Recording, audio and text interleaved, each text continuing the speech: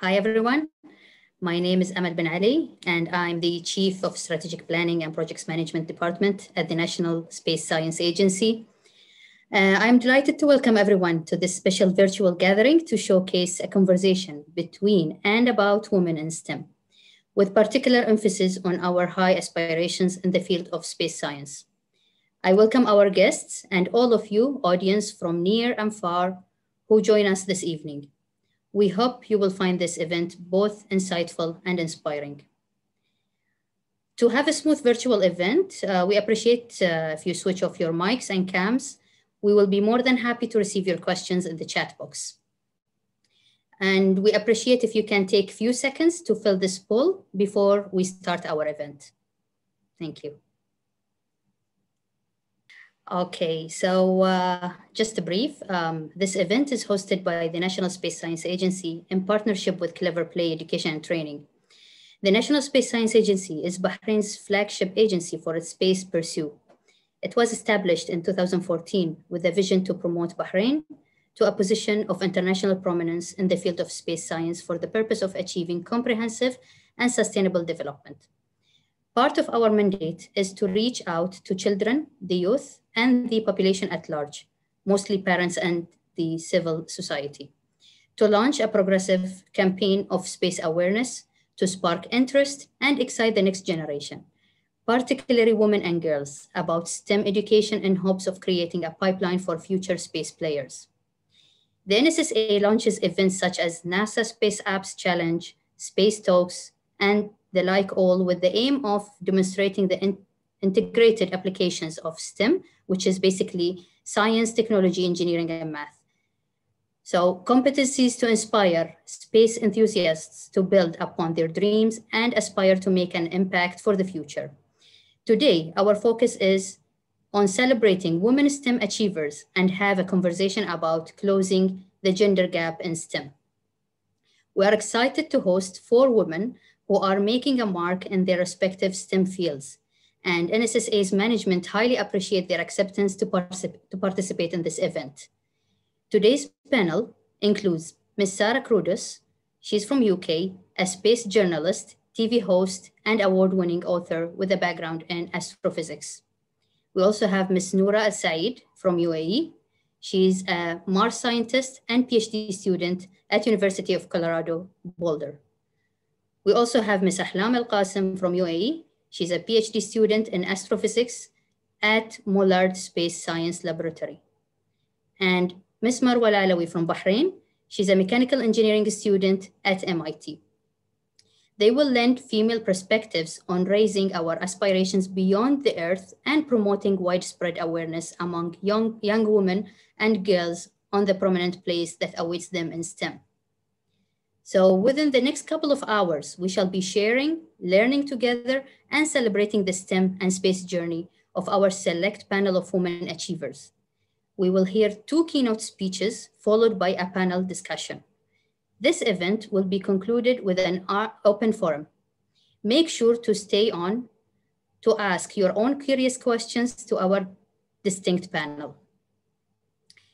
Without further ado, I'm honored to introduce our first keynote speaker, Ms. Sarah Cruddas. She will share her discerning take on how the technology revolution is shaping our space future, drawing from her academic background in astrophysics and experience as a global thought leader in the growing commercial space sector, a space journalist, an international TV host, and award-winning author. Ladies and gentlemen, please join me in welcoming Ms. Sarah Cruddas. Ms. Sarah.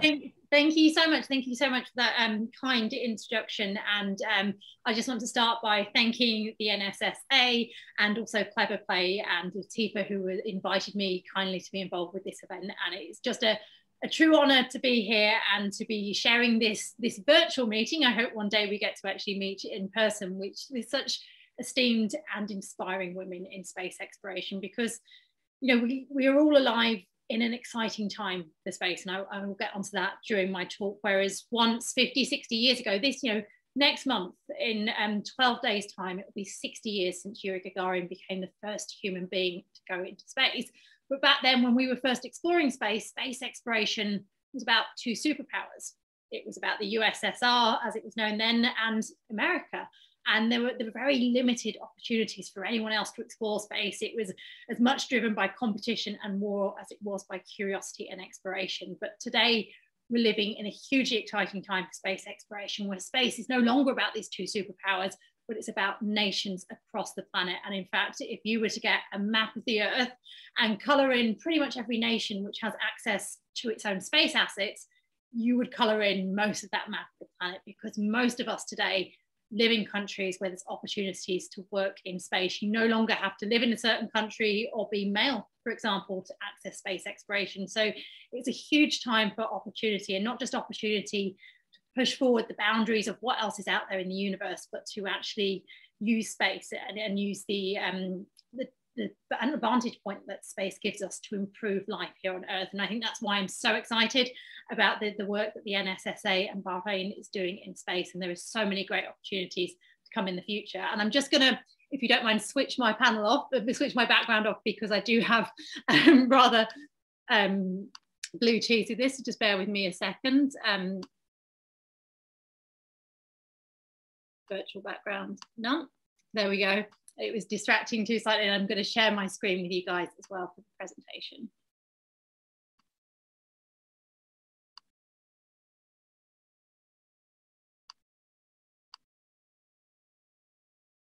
So to begin with, as I was saying, you know, we were living in a hugely exciting time for space exploration. It's no longer about these niche groups or niche countries or a niche group of people. You don't have to be military personnel or from a highly scientific background.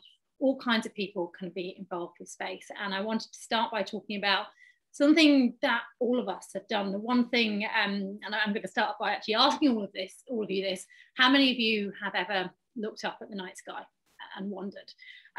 Obviously, without having an audience that I can see in front of me, I can't see as many hands being raised. I can see a few virtual hands, but it's something that we've all done. It was what inspired me as a child. It was looking up at the night sky, seeing the moon as a young child and wondering what else was out there. And the one thing we have in common with our ancestors is that we've all looked up at the night sky. We've all looked up and we've all wondered. No matter when we've lived on this planet or where we've lived, we've all looked up and we've been curious about what is out there. But the difference is, for all of us living in the world today, we are, I know it can seem difficult when we're living in an era of COVID, for example, but we are the lucky ones because we are alive at the best time, where the technology is the best it's ever been and the opportunities are the best it's ever been. So of all the humans that have ever existed, and there's more than 100 billion humans have ever existed, we're the ones living at a time where we no longer simply look up at the night sky and wonder, but we can actually reach for the stars. And to date, just under 600 human beings have actually left Earth to explore space. 12 of those have set foot on the surface of the moon. And what we're going to see in the coming decades is many, many more humans, because whereas at the moment, something like 11% of those people to go to space have been female, that's changing. And we're going to see more opportunities for people from different genders, different backgrounds, different nations to actually explore space. Because if we're going to succeed in exploring space, if we're going to push beyond Earth and explore beyond Earth, we need to do so as one planet. We need to work together. We need to not be divided by the borders that divide us on Earth. So if we're to succeed in exploring space, we need to all be in this together and to work together. So back in the 1960s, when we first started exploring space, this was to be our space future. So we've got things like the Jetsons, cartoons of the space age, the 1960s, which influenced why seeing humans first going into space. Moon bases, you know, they expected by now, by the year 2021, that human beings would be living and working on the moon. There's an advert there for flying saucers. So everything from adverts to television shows were influenced by space exploration. Everyone imagined that by the year 2021 or earlier, the year 2000, that we would live in this space future. And it kind of made sense at the time, because we pushed, this was the turn of the century. We had science fiction visions of what would happen. This is one of my favorite films. It's called Le Voyage dans la Lune. It's one of the first ever movies that was made in the year 1902. And we went from, at the turn of the last century, dreaming of space exploration being something that science fictions, the great imaginers, as I like to call them, science fiction writers used to dream of and make movies about and wonder how humans could travel to the moon. to actually seeing that happen in the space of just a matter of a few decades, 6 decades, just more than 6 decades between when this movie was made, we actually saw human beings set foot on the moon. So if we look at how technology changed during the beginning of the 20th century, we went from the early 1900s when the Wright brothers took flight. Before that, flying was just a dream, and then suddenly humans were able to fly, and then we had powered flight, and suddenly Charles Lindbergh was crossing the Atlantic, Amelia Earhart was going on daring adventures, and suddenly humans no longer just looked up at the sky or looked up at the stars, they could actually leave the ground and travel through the air. And then a matter of decades later, we had Sputnik. So 1902, you have the Wright brothers, you have the first lighter than air powered flight, and then 1957, you have Sputnik, when the USSR sent the first human-made object into space, and it orbited around the Earth. And that was the first time that humans really became spacefaring, that something created on Earth was actually able to leave Earth and travel around the Earth from space. And then not much later, you had animals sent into space. You had Laika, which was the first space dog. The Americans were also sending animals in space. Obviously, by now it's questionable standards in the 21st century, but back then animals had to be sent first because we didn't know if people could survive beyond Earth. Human beings had adapted to not only survive on Earth, but to thrive on Earth. Our physiology was designed to survive here, but we didn't know if humans could actually survive beyond Earth, if leaving Earth, if our brains would swell up, if we would be able to swallow, if we would be able to do basic tasks. There was even a theory that you might get space madness, that the human brain might not even be able to survive beyond Earth because it would send a person crazy. So we had to send animals first to test out some of those theories. And then after animals became Yuri Gagarin, the first human being to ever leave the Earth. He was just 27 years old when he launched from Baikonur in Kazakhstan to space. And shortly after him, a matter of years later, we had Valentina Tereshkova, who was the first woman to travel to space, again in the 1960s. So we went from this time where we were dreaming of space exploration, where and if you were born in the year 1900, you would have been 2 years old when this film came out, a dream of going to space. And then by the time you're in your early 60s, human beings were going into space. So it made sense back in the 1960s that these dreams, these crazy space age dreams for today, they actually made sense because the rate of progression of technology, of space technology, told us that the impossible was going to become possible. So what did we end up with instead? Well, we all ended up with one of these. We dreamed of going to outer space, of trips to the moon, of holidays in space, of personal jetpacks and flying cars and all this great space technology, perhaps even sending human beings to Mars, to walk on the surface of Mars. It was at one point believed that humans could have got to Mars by the 1980s. And instead, we ended up with the iPhone 12 and many other smartphones that are available. We jumped into cyberspace instead of outer space. So the space age dreams that we wanted became dreams about cyberspace, and we didn't really get those space age promises. So one question I'm always asked, and I'm sure a lot of you are wondering as well, is what happened to those space age dreams? Well, these are just a few of the things that we have done in recent years. So instead of going to Mars or returning to the moon, it became about Earth. Space exploration became about human beings in low Earth orbit and using the vantage point of low Earth orbit to benefit life on Earth. And then it became about robotic missions, about using robotic spacecraft without humans to actually explore the solar system.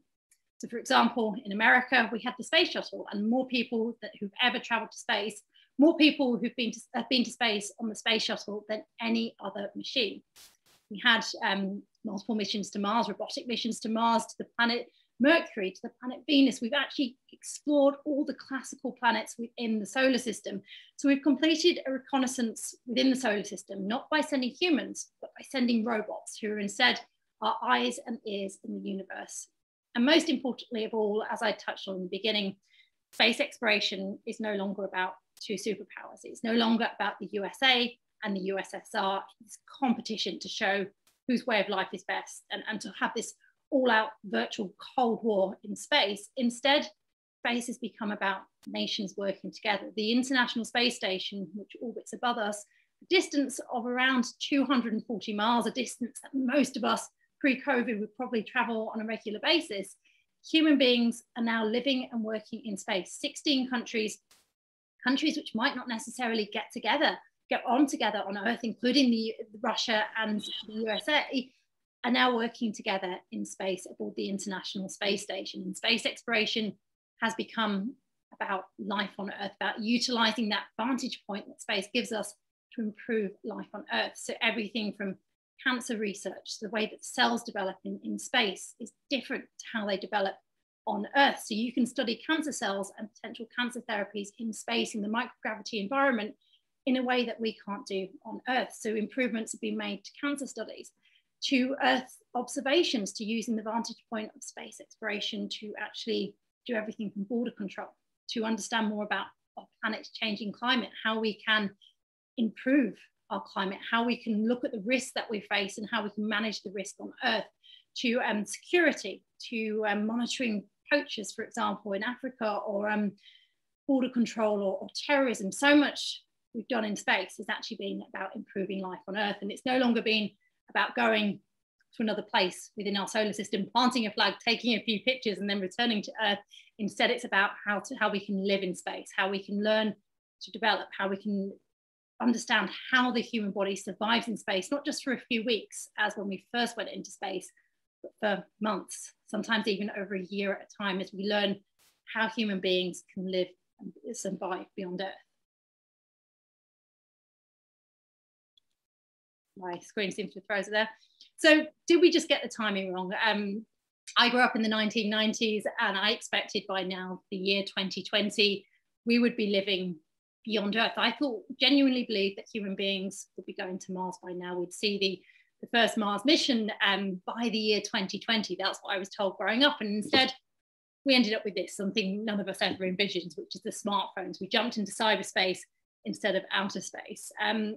But what we needed to do instead was to have this unexpected space age, this space age which has been about being near Earth and benefiting Earth, and realizing that if we succeed in space, we need to work together. We need to have nations that might not necessarily get on together on Earth, working together off Earth, because if we're to succeed as a species, we are bigger than any one nation, any one company, any one individual. So what we've learned over the last few decades is that space exploration, although we need competition and we need national pride, it has to be about collaboration, because what divides us on Earth, the differences in skin color or race or accents or nationality, really in the vastness of the universe, very little divides us. We're all, we all call the same planet home. We're all Earthlings.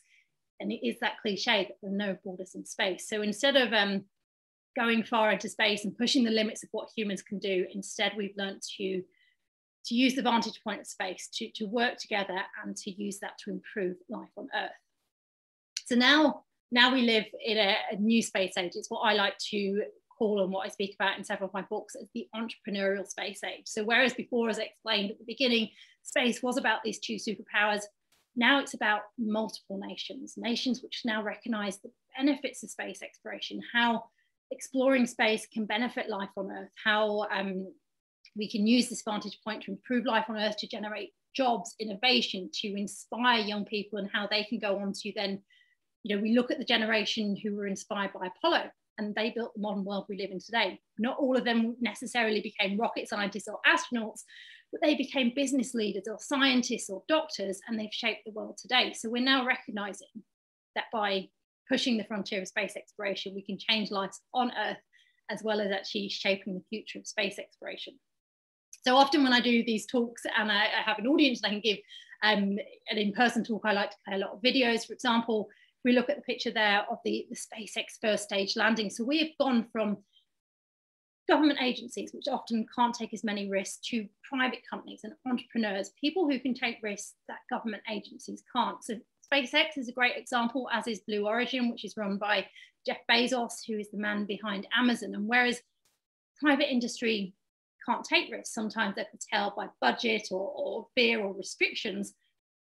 Sorry, governments can't take risks, private industry can take those risks. So for multiple years, SpaceX tried and tried and tried to launch a rocket into space and then land it on a barge or on a landing pad just near where it launched, and many times it failed. But eventually, because they were able to risk private money instead of government money and individual money, they eventually succeeded. And today, often when we watch rocket launches, it's almost expected, particularly with SpaceX, that we see this first stage booster land either on a barge or on a launch pad or landing pad right where it launched from. And the idea behind this is not just because it feels like something futuristic or something from the space future we've promised, but it is something which is actually reducing the cost of access to launch. So one of the big hurdles that we've faced in these 6 decades now, more than 6 decades, that humans have been spacefaring, is that space is hugely expensive, and it's only been accessible to the minority, those who have millions, to launch a tiny payload or potentially even an astronaut into space.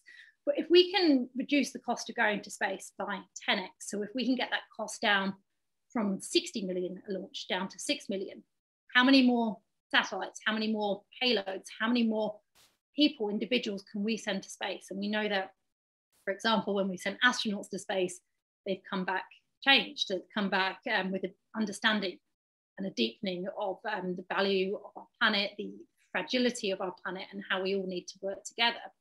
So what would happen if, as we reduce the cost of access to launches, we get more reusable rockets, not just ones which land back on Earth like the SpaceX Falcon 9, but ones with new materials. So developments in material science mean rockets will become lighter weight, which means, again, you can reduce the cost of access to launch. What will happen then when more nations can send astronauts and they can go back to their communities and explain how space transformed them, and they can relate to their communities in a way that perhaps a white Western astronaut can't relate to them. So we're going to see a lot of changes in the next few decades in who can access space, and also in terms of reducing that cost of space, in terms of using technology to land rockets and to use new lighter weight, stronger materials. We're also going to see the opportunity for more nations to send more satellites, because when we started exploring space, satellites were hugely expensive, and what we've seen is small sats, microsats come along. But what if we could get even more satellites launched to space for a lesser cost because of the reduction in launch costs? How would that then transform science on Earth? How many more people would have the opportunity to get their ideas to space, to inspire their country, to inspire their community about what space exploration can do?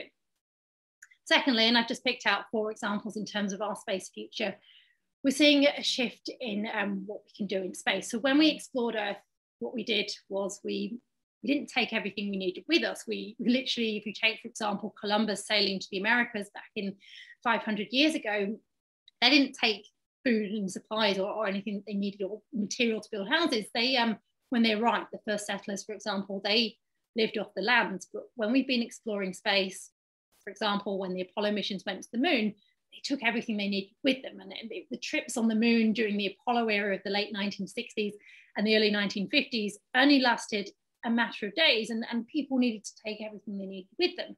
Even the International Space Station, which orbits a mere 240 miles above our heads, people need to take everything they need with them. They rely on resupply ships from Earth. But if we're going to succeed in exploring space, in becoming a multi-planetary species, something which sounds like science fiction, but thanks to these jumping into cyberspace and the innovation of technology that's come with that is part of our space future, that we need to learn to live off the land. So one of the companies I've highlighted here is a manufacturing company, a space manufacturing company called Made in Space. And their goal at the moment is to manufacture things you need in space. So instead of taking everything you need with you, the International Space Station, potentially in the future to a moon base or even further to a base on Mars, it enables future astronauts to actually build things that they need in space, because there are so many hurdles to us exploring space. But if we can't create the things, if we can't learn to live off the land, learn to live off the resources in space, then we're not going to succeed in exploring. So the aim we've made in space, for example, they a few years ago built a ratchet in space. So one of the astronauts on the International Space Station was doing a spacewalk, and he had a ratchet, and as is easily done when you're doing a spacewalk going at 17,500 miles around the Earth, you can drop things. And this astronaut, he dropped his ratchet. Now, normally, if that happened on Earth, it wouldn't be a big deal. You could just go to the store and buy another ratchet. But of course, in space, you can't do that. You have to wait for another resupply ship, and then you can get a new ratchet. Made in Space were able to 3D print on the International Space Station a new ratchet for Butch Wilmore, this astronaut. And in a matter of days, he had a new tool. Now, this might not sound that exciting, but imagine one day arriving at a new world, perhaps the moon, perhaps somewhere further in our solar system. And instead of having to rely on resupply ships or having to rely on something to come from Earth, you're able to 3D print everything that you need off the land, to mine the materials on that planet, to create the habitats you need, to create the tools that you need. That is what we're going to need to do in space exploration. So although we might not think of manufacturing as the most exciting of topics, if we're going to succeed in exploring space technology into new materials, such as for launch, and technologies in how to manipulate those new materials, such as in manufacturing, is going to transform how we explore space. And of course, there's many other avenues for that. For example, farming in space. We need to be able to grow our own food. Technology is developing to enable us to potentially grow food in space. It's a huge hurdle. If we're to succeed as a species in exploring beyond Earth, then that's what we need to do. And at the bottom left-hand corner there is of course satellites. So when we think of space exploration, it's so easy to be caught up in the glamour of seeing human beings go to space. And of course, there's always a benefit for seeing humans in space and seeing humans from nations that are underrepresented at the moment. Astronauts from all different countries, we need that, because if we're to succeed, we need to see people from all different nations represented in space. But also, what's incredibly important is satellites. And as satellites have become smaller and as launch becomes less costly, as we reduce the cost of launch potentially by 10x, as we might see with SpaceX and other launch providers, that means more nations can access space and to use satellites in space to monitor Earth, to improve life on Earth. We couldn't imagine how the phone revolutionized the world of today. 20 years ago, we couldn't even imagine how the internet would change the world of today. And now what we're seeing with space exploration is exactly the same as what we saw with the internet era in the 1990s. So we know the many benefits to come from satellites, small satellites in space. There are many that we don't yet know, and many innovations, many inventions that haven't yet been invented, which will transform the world in the same way the internet and the internet era of technology transformed life on Earth. So as more nations, more individuals and more companies are able to get smaller satellites and cheaper, lower cost satellites to space, we're going to see a revolution here on Earth. And we're going to help to demonstrate why going into space matters. Because if we are to succeed in exploring space, as I say so many times, we need to have everybody on Earth on board with that mission. So as more nations see how satellite assets actually benefit their life on Earth, they'll understand why exploring space matters so much. And as part of my work as a journalist, I've worked in Africa quite a lot, and I've worked in some of the poorest parts of Africa, and yet the people I meet who grew up in villages without electricity, without the modern technology we take for granted, they look up at the night sky just like you and I, and they appreciate the benefits of satellite technology. They know about the benefits of satellite technology and how it's transformed their lives. And as we continue to push forward in space, we have to look both ways. We can't just explore outwards and forget about people on Earth. We have to look back and continue to improve life on Earth, which is so incredible about the work which is happening with the NSSA in Bahrain, because that's what you're looking to do. And then finally, of course, should we reduce the cost of access to launch, which we're working on right now? Should we learn how to live off the land, to manufacture things in space, and to show people why space exploration matters by benefiting life on Earth? Well, then the next step really is to see human beings return to the moon. And it sounds like science fiction, but one day, within the next decade, hopefully all of us will be able to go and look up at the moon, the same moon that we've looked up no matter which corner of the world we're in, and look up at the moon and not know that as just the moon or a place of poetry or romance or a place where humans once visited, but a place where there are human beings right now standing on the surface of the moon, and they're looking back and they're looking up at you, just as we sometimes get to look up at the night sky and glimpse the International Space Station passing by. And imagine the inspiration that will come from seeing human beings on the moon within the next few decades. And then, of course, it's not just the closer vicinities of space that we're looking at. In terms of space technology, we've come on leaps and bounds. You know, that example of someone born in the 1900s, what they saw in their lifetime from the birth of aviation, 2 world wars, humans in space, humans on the moon, And now in this century, the 21st century, we're living in a time when it's a case of not if, but when we'll answer the question of, are we alone in the universe? And it's unlikely that it's going to be little green men or aliens turning up at our doors. It's more likely that it's going to be microbial life somewhere, perhaps most likely within our own solar system. But what we do know is that for pretty much every star you can see, when you look up at the night sky, so when we all go outside and look up at the night sky, for pretty much every single star that you can see, as you can see here in this image, there's at least one planet orbiting around it. We now know through advances in technology, through advances in space telescopes, a new generation of space telescopes, including James Webb Space Telescope, which will launch later this year, we now know that there are more planets than stars in our universe. And that's just an incredible fact to know that there could be worlds like Earth out there. We've already discovered Earth-like worlds, water worlds. We've discovered a planet pretty much a diamond. The universe is not only as strange as we can imagine, it's stranger than we can imagine, and the best is yet to come. And even closer to home within our own solar system, this is, I would ask you to raise your hands, but it might be difficult electronically, but does anyone know which world, which place this is?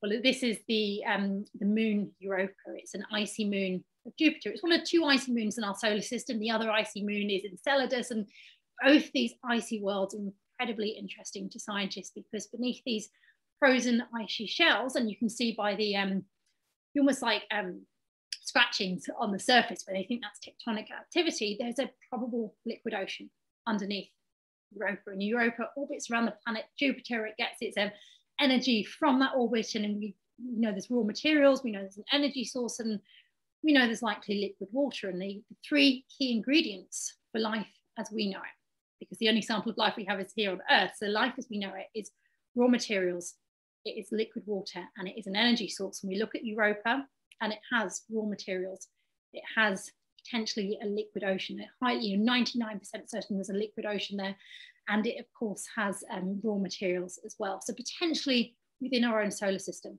on Europa, on Enceladus, perhaps even on Mars, for example, there could be simple life within our one average solar system elsewhere. And if we prove that life, be it on Europa or Enceladus or another place within our own solar system, is independent of life on Earth, so that it evolved independently of life on Earth, then we know there's two genesises within this one average solar system. And of course, we know that when you look up at the night sky, for pretty much every star you can see, there's at least one planet orbiting around it, then we can only begin to imagine what's out there.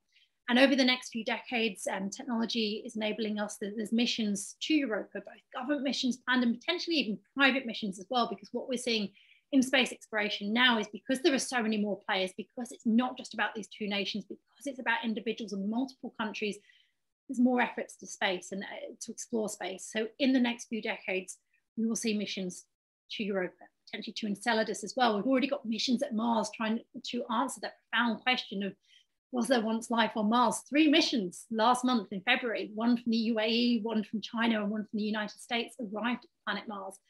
And all these robotic missions exploring these other worlds within our own average solar system are trying to answer that profound question. And if we answer the question of whether we're alone or not, well, then that changes everything here on Earth. And then, of course, my favorite thing. So when I grew up in the 1990s, I believed I would get a shot at walking on Mars. It was one of the things that inspired me most. I grew up in a very poor background in a single parent family. I knew no one who was interested in science. I knew no one who'd been to university, but what inspired me as a woman was the learning about young women, other women astronauts, and also the possibility of exploring, of traveling to other worlds, and this belief that when I was an adult, I could potentially become an astronaut. And although I studied science, I got sidetracked along the way and became a science communicator and presenter instead. But in the next few decades, 4 or 5 decades perhaps, we're going to see human eyes witnessing this sight. And this is sunset on Mars. This was taken by the Curiosity rover, which is one of the older US rovers on the surface of Mars now. Of course, the Perseverance rover arrived last month. And the blue sunset on Mars, where on Earth, sunsets is reddish glow. On the planet Mars, sunsets are blue. And this is an image which has inspired me for some time now. And to think that some little boy and girl, probably a school age, child under the age of 10 right now is likely to become the first person to witness that with their own eyes, no longer a photograph, but something that has been witnessed by human eyes. And that will be the result of international collaboration with private industry collaborating, because as I said, space is bigger than one nation, it is bigger than any one individual, and we need international collaboration if we're going to succeed in exploring space.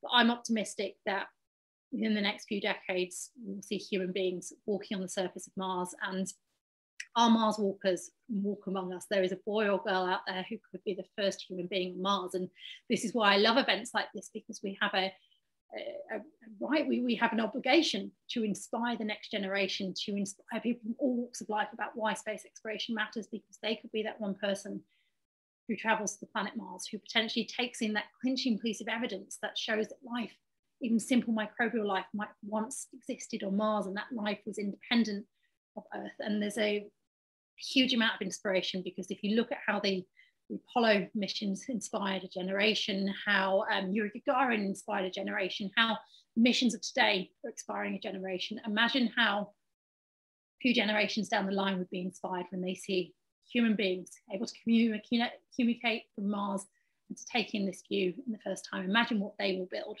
for future generations.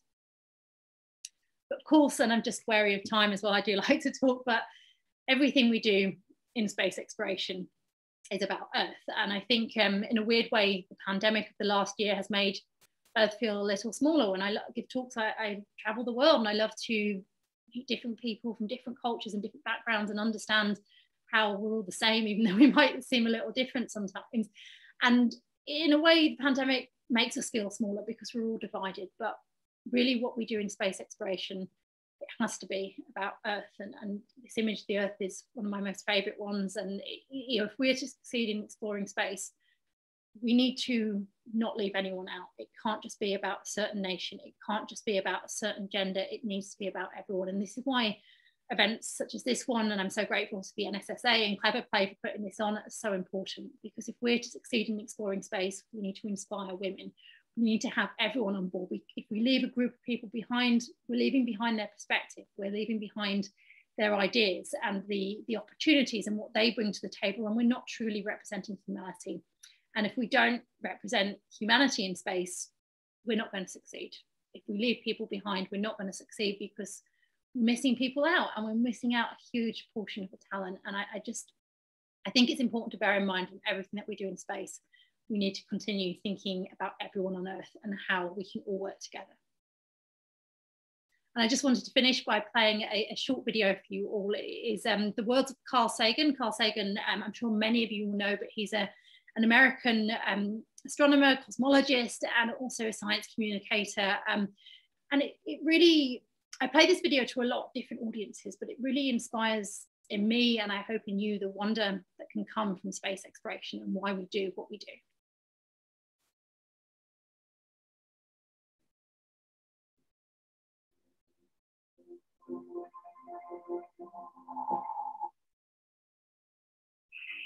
For all its material advantages, the sedentary life has left us edgy, unfulfilled.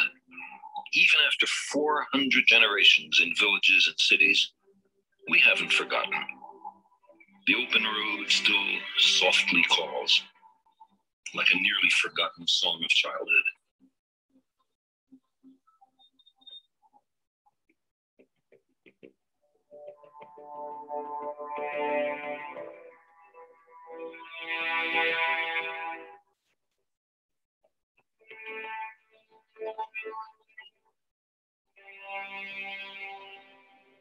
We invest far-off places with a certain romance. The appeal, I suspect, has been meticulously crafted by natural selection as an essential element in our survival. Long summers, mild winters, rich harvests, plentiful game. None of them lasts forever.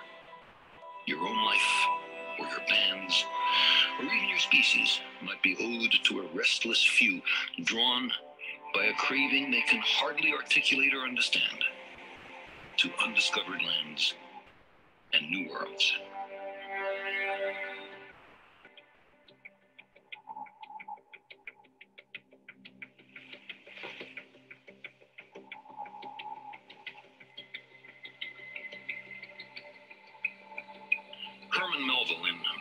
Sputnik spoke for wanderers in all epochs and meridians. He said, I am tormented with an everlasting itch for things remote.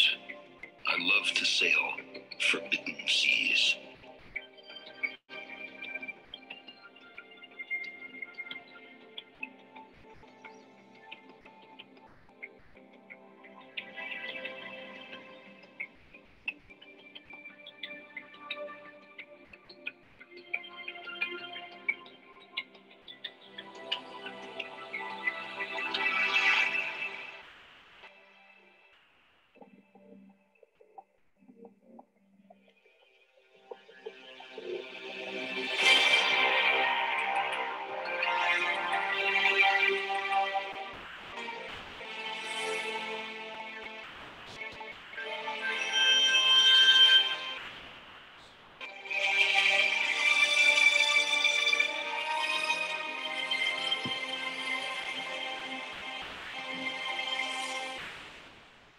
Maybe it's a little early. Maybe the time is not quite yet.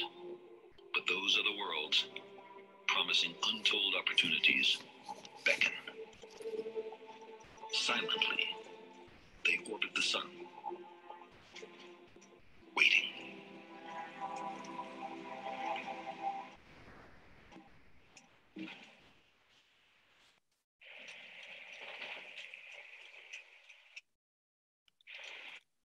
I just wanted to finish by saying that this is for the dreamers, all of you out there, you know, look for the challenges, look for the hard problems, look for the things that we can't yet do, and look for the opportunities, and go out and make the impossible happen, because we are living in such an extraordinary time for space exploration, and it doesn't matter who you are or where you come from, there are opportunities for everyone. Thank you, Ms. Sarah, for this presentation and amazing journey in time. Well, actually, the humanity came a long way from the sci-fi movies up to where we are right now. And I'm sure everybody's looking forward to see what's hidden in the future in terms of the space and space challenges. Thank you so much, Ms. Sarah. Thank you so much. So our next keynote speaker is an undergraduate Bahraini student of mechanical engineering at MIT. Apart from tinkering with problem sets at the laboratory, her interests include Japanese comics. She has her sights on product design and developing virtual reality games in the near future. This evening, she will speak on the topic, investigating space through virtual reality. Ladies and gentlemen, please join me in welcoming Ms. Marwa Al-Alawi. Ms. Marwa. Thank you so much, Ms. Ahmed, for the great introduction. And just to update you all, I am going to become a graduate student now, also at MIT, and also doing mechanical engineering. Wow, congratulations in advance. Thank you so much. So I guess if Clever Play, you can help me out by sharing my presentation. Yes.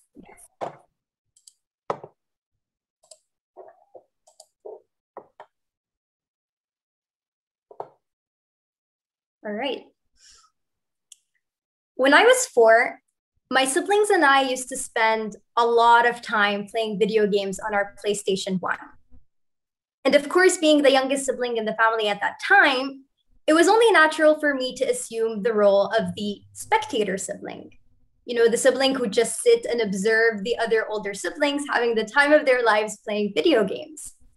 And although I was not really included in the sense of being in control of whatever gameplay there was, the experience of watching my siblings play really made me feel like I was transported to the world of the game, which was particularly at that time about leading life on a farm.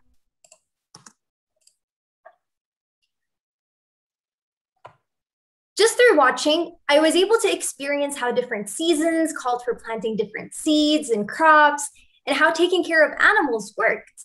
And I really felt at that time like I understood what it meant to be in a farmer's shoes, even though I was not physically on a farm and never have visited one in the past. This feeling of being, or feeling transported into a virtual world, is not something that is novel to the field of digital media, like video games, and analog media, like books, for example.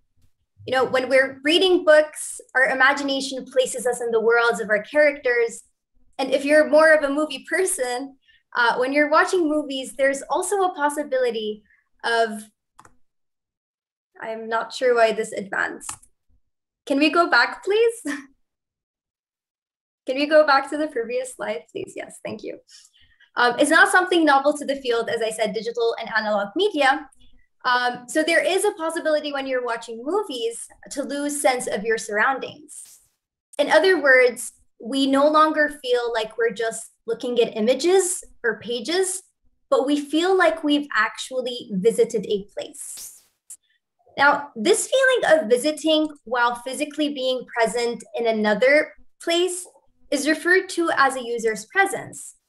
And it is a natural construct of the human psyche that is extremely powerful, not only to the avenues that we've mentioned, but also to virtual reality development. Now, virtual reality distinguishes itself from other mediated forms through its multi-sensory involvement of the user. When a user steps into a virtual environment, either through a head-mounted display called an HMD, or even through a virtual environment called a cave, a 3D illusion of being in a new environment is achieved, and the user is capable of interacting with the virtual space through physical movement, sound, speech, and even smell. So instead of just looking at digital 2D inputs, a user can become encapsulated in a 360 environment that they can manipulate to a degree and see it react to such inputs. So today, I'd like to share with you all a story that is very similar to the one that I had when I was about 4 and experiencing a farm without even going to one. But this story is about how I contributed to an effort to bring space closer to people and allow many children and adults to explore, investigate, and visit it without necessarily traveling there. In 2018, I found myself on a plane heading to Tokyo, Japan, with a trip that basically introduced me to my first formal hands-on experience in developing virtual reality. For around 10 weeks, I interned at a Japanese company situated in Roppongi Hills called GRI as an XR experience development intern. And to give a bit of context about GRI, GRI is a Japanese internet media company that produces a lot of video games that can be used on mobile or desktop, and also develops XR experiences, which is kind of an overarching word that includes virtual reality, augmented reality, and mixed reality. So the moment I stepped into the office, my coworkers and my supervisors introduced me to the project that I'd be taking part of during the length of my internship. It was basically to design and develop an experience to help children investigate and learn, of course in a fun way, one aspect of the moon through virtual reality. The experience I was set to develop, along with other experiences my coworkers were working on at that time, was to be part of the Arienai workshop. Arienai meaning impossible in Japanese. And it was a theme park attraction co-hosted by GRI and Japan's National Space Agency, JAXA. And the goal was to actually create a VR experience or environment on the moon for children to investigate through it that aspect, a certain aspect, kind of like real scientists and astronauts. Similar to this clip that I will be showing you right now.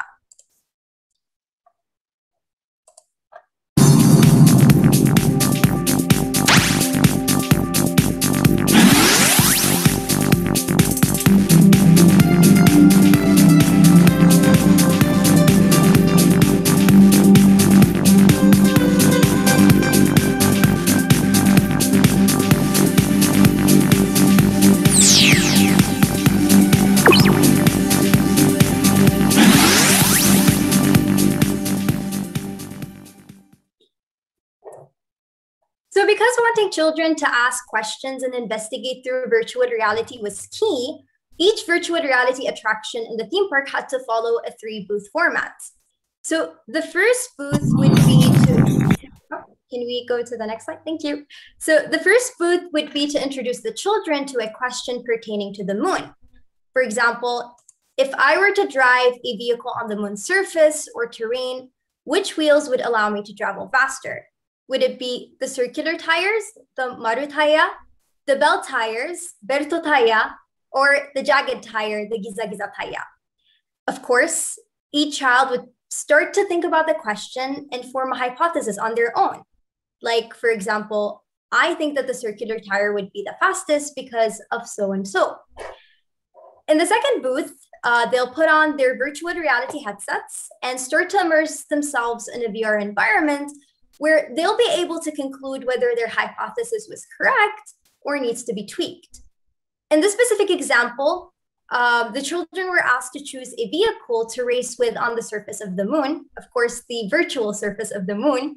And what they noticed is that when certain vehicles with a specific tire shape were chosen, they went either slower or faster than the other ones. In the last booth, they'd be given the scientific reasoning behind why some tires work better than the others.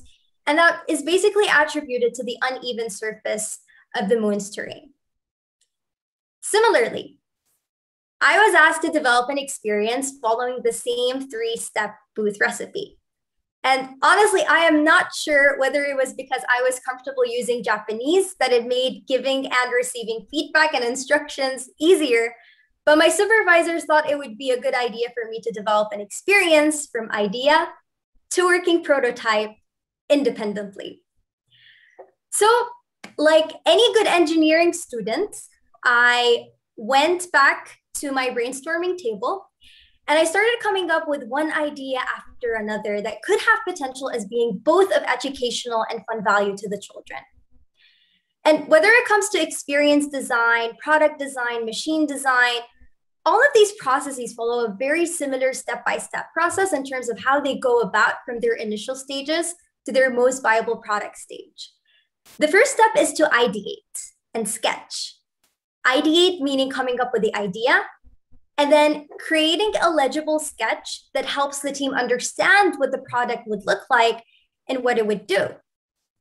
Of course, virtual reality experiences are a bit different from products in the sense that it's mostly creating mock content or a storyboard of how the experience would progress and how the user could potentially interact with it.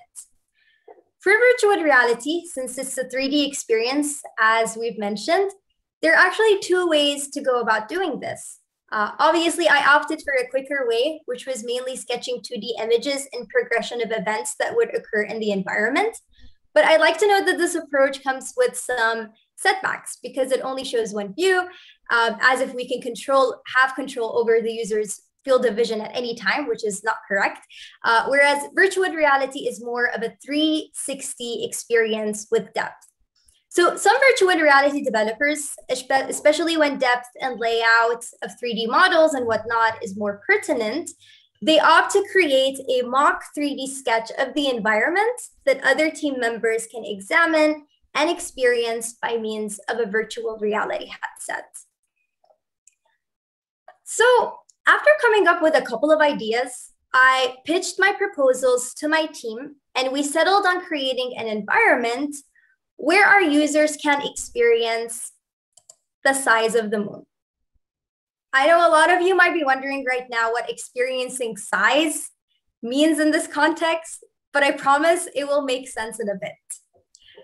And that was probably the epitome of virtual reality's beauty for me, because things that usually exist in large scale or small scale, they're a bit harder to visualize and understand in the physical realm, but they're a bit easier to manipulate in a virtual environment. And so it was time for me to start piecing together my sketches and translating them from 2D to 3D. I worked on my first prototype, and when I presented, I could see that my boss was trying his best to give me constructive feedback. And this is something very important to remember. When you're creating for virtual reality, content is king. So the content and how the user initially interacted with my first prototype was very text heavy and a bit less on the fun side than what I had intended. But I learned from these initial setbacks and I went back and I recreated a second prototype. Now, with the second prototype, I took all of that feedback into consideration, play tested with my team members very frequently, got feedback very frequently as I went along, and I reached a stage where the experienced prototype was almost done, and it was just minor tweaks and bugs to fix here and there. Then my boss comes to me one day and he says, Marwa, I really like the experience you designed. So I think to myself, thank you. I think we have already established that because I'm wrapping up the experience. So he continues with a but, and I pause for a moment. But after playing it a couple of times, I can see that it lacks educational value, is what he says. I think at that point, I only had around 3 weeks left of my internship. And although I thought I was right on the pace of finishing up, the unexpected happens and I have to start all over again. So I go back a final time to the brainstorming table and I come up with a final idea that actually makes it to the theme park, finally. And this experience was called Tsuki Roketto Tsua, Tsuki no okisa o kanjiyo, which means the rocket ship tour, let's experience the size of the moon. So the main purpose of the experience was to help make experiencing the moon's size easier to the intended audience, and in this case, they were children. The experience was basically going on a rocket ship journey where the user would traverse through different objects, and we'd start first with small scale objects and then progress until we reach the moon, which we finally figure out to be close in its diameter to the whole island of Japan. So this is kind of like how this video that I'll be showing now illustrate. So please enjoy other snippets of the experiences developed by my previous coworkers until the rocket experience appears, which is a bit towards the end.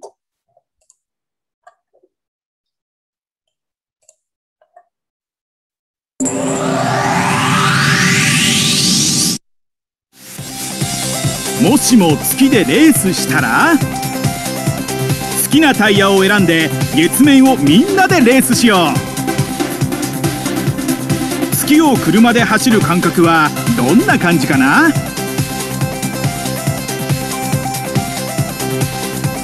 好きなタイヤを選んで月面をみんなでレースしよう。月を車で走る感覚はどんな感じかな？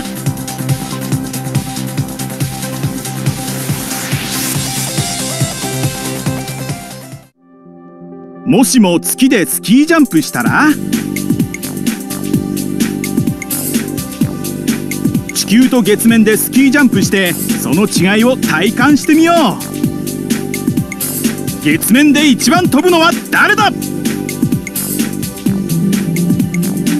もしも月でスキージャンプしたら、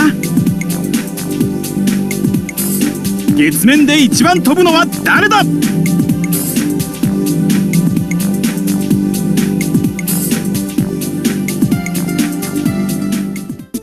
バスケのゴールを狙って誰が一番得点が高いかみんなで対戦だ。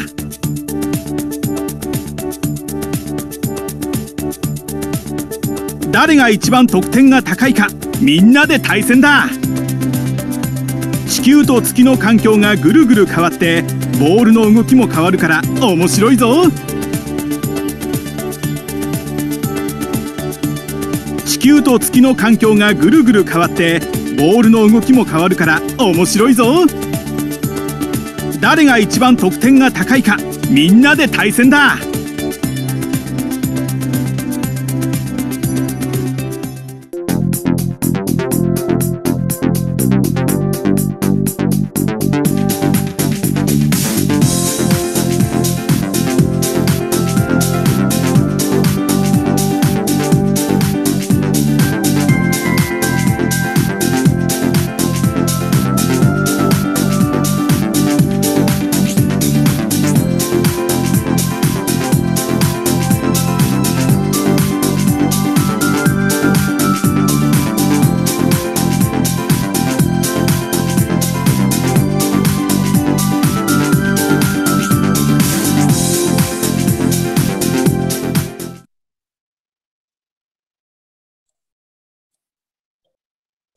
So I'd also like to note that this experience too followed the 3-step booth recipe. Next, yeah. So as you can see here, we start out with the hypothesis booth where the children are asked which objects or celestial bodies are larger or bigger in size or height or diameter than the moon. And that's by stepping on different colored mats, where the mat in red would indicate larger and the mat in blue would indicate smaller. I also made sure that throughout the experience and as scale was increasing, that those objects representing certain scales were familiar with the Japanese audience. For example, using Tokyo Tower or Mount Fuji would make sense for a Japanese person, but would not necessarily be the case for a non-Japanese individual. Additionally, to make the experience feel more like being on a rocket ship, we also attached fans to the stations to kind of give you that sensation of wind blowing on the users. Other virtual reality attractions in the theme park, aside from the racing game and the experience that I worked on, included playing basketball on the surface of the moon. And the main idea behind that one was experiencing the effect of the moon's gravity on objects, like a basketball, for example, and how it would feel different from playing basketball on the Earth's surface.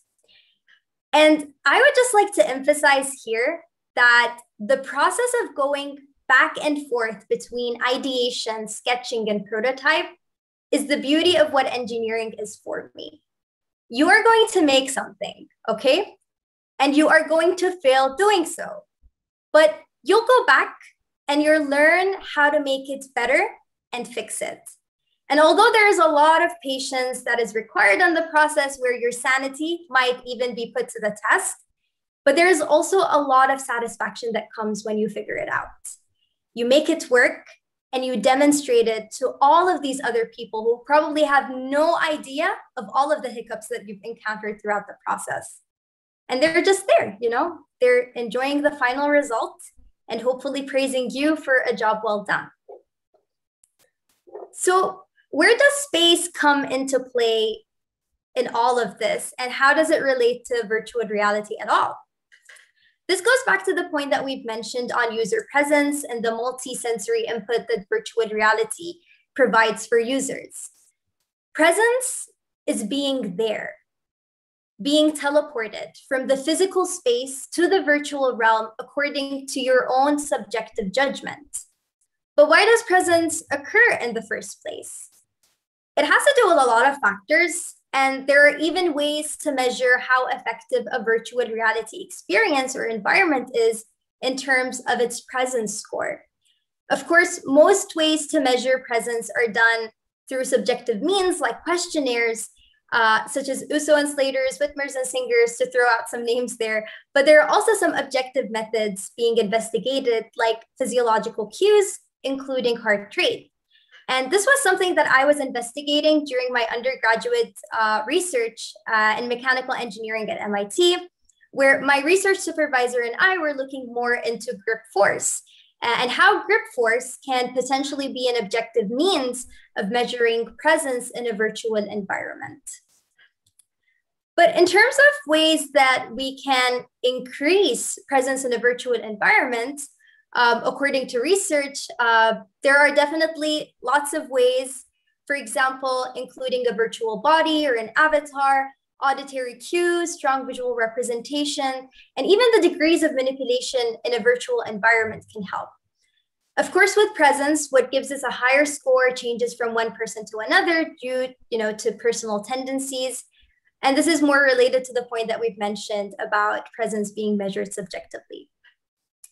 So if we're able to collect all sorts of information and data on certain celestial bodies or on space, and try as much as possible to reflect the physics and the environment into virtual reality, then it is possible for us to actually make space travel and visiting other planets a more inclusive or accessible experience for a lot of people through that not so perfect recreation, but close to reality recreation.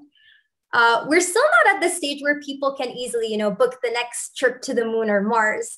So in the meantime, and especially with virtual reality becoming more omnipresent, more intertwined with feedback systems that help make the experience feel more real and immediate.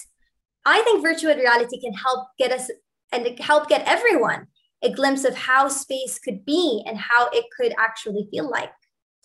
A lot of scientists are already, using virtual reality for other similar avenues related to space.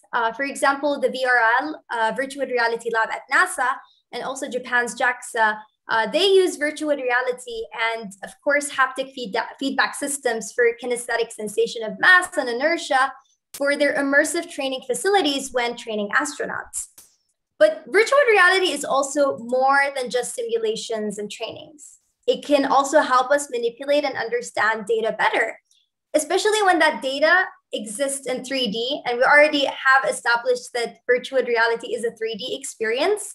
So, for example, scientists also at NASA have been creating these star groupings that help them understand the likelihood of local stellar neighborhoods being formed through that representation of data in 3D and seeing that in virtual reality. So if you're interested in trying virtual reality or developing it, now would probably be a really good time. And that is due to the ample resources around you. Today, there are many options for consumer headsets that come in a variety of flavors.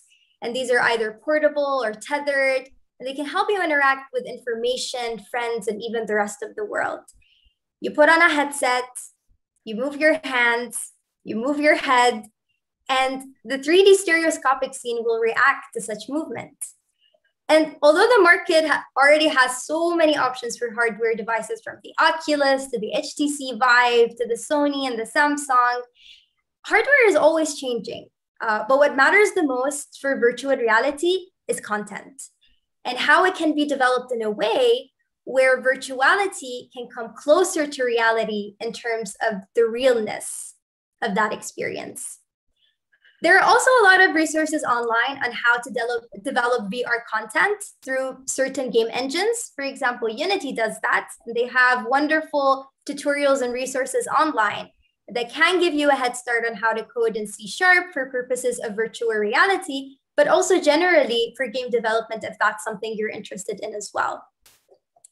So to conclude, and before I hand things back to Ms. Emel, I'm sure that many of you are probably curious about the answer to this question.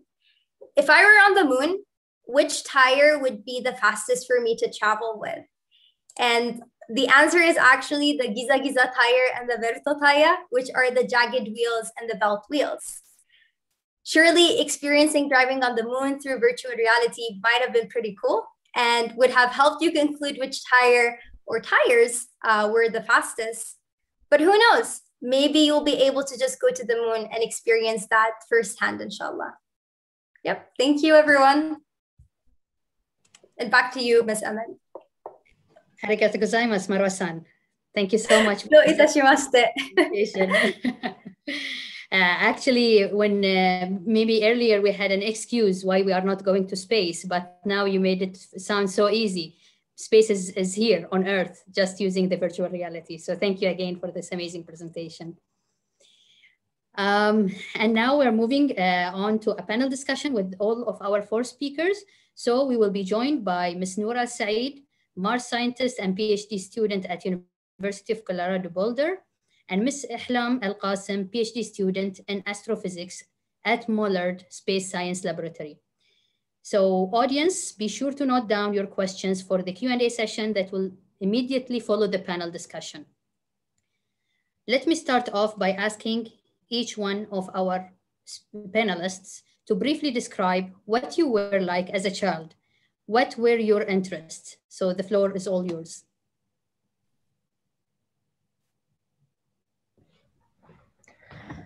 So maybe I can begin. I think that's my cue. So hi, everyone. It's a pleasure to be here. A pleasure to be here with all the speakers as well.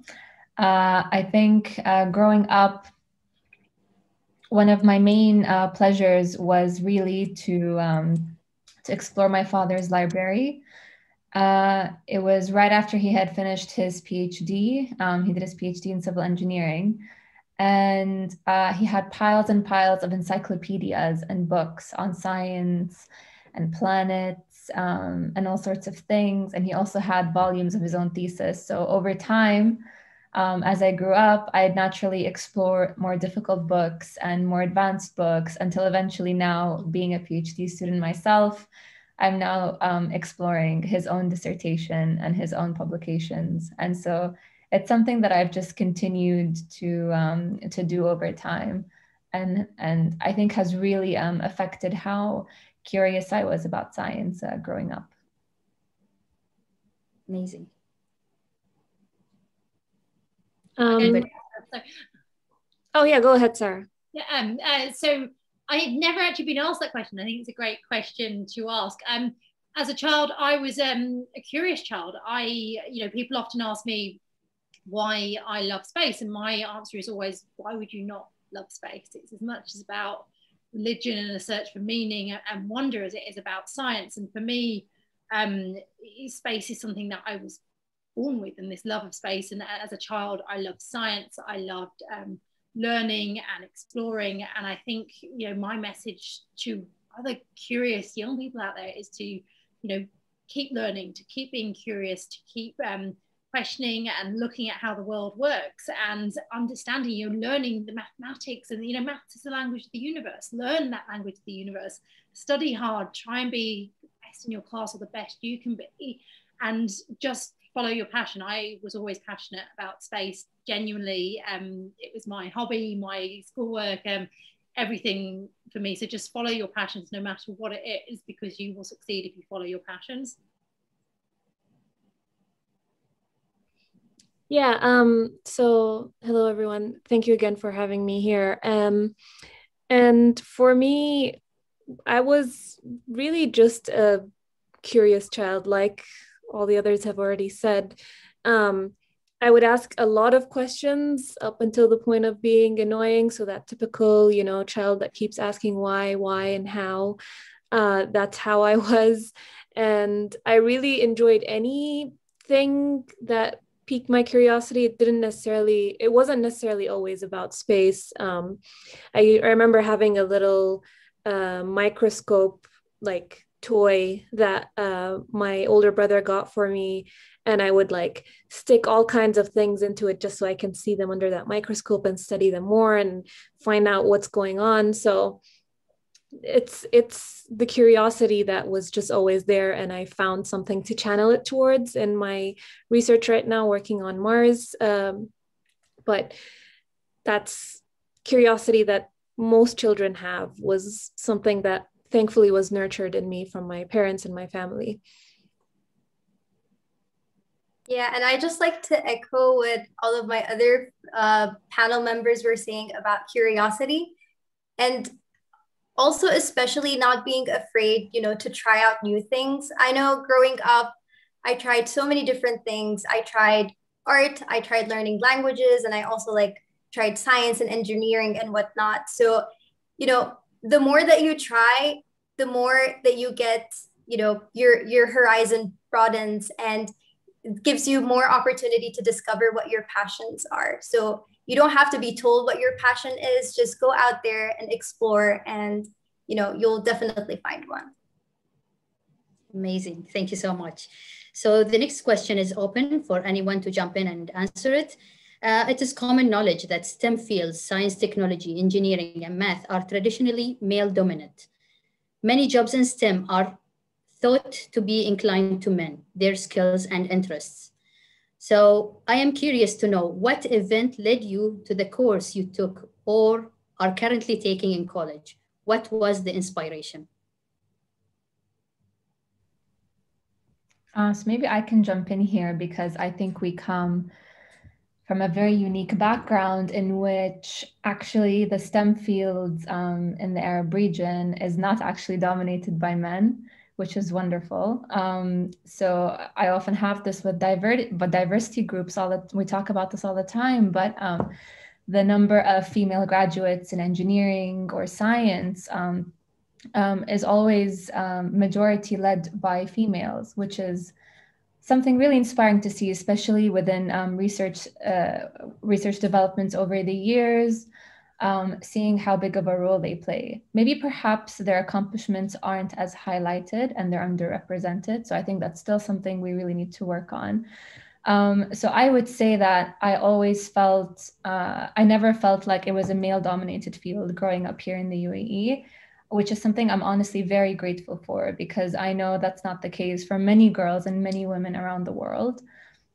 And it's also recognizing that privilege that we have growing up in a place where women are encouraged to pursue STEM, women are encouraged to pursue fields like engineering or being a doctor. It's seen as, you know, prestigious and good degrees, at least by families. So it is encouraged in that sense. And so personally, for me, it was purely curiosity driven. And I would just like to add on what Marwa said. I also tried art as well first before switching to science. So exploring is very, very important, or was very important for me in my journey to science. So that's what got me there.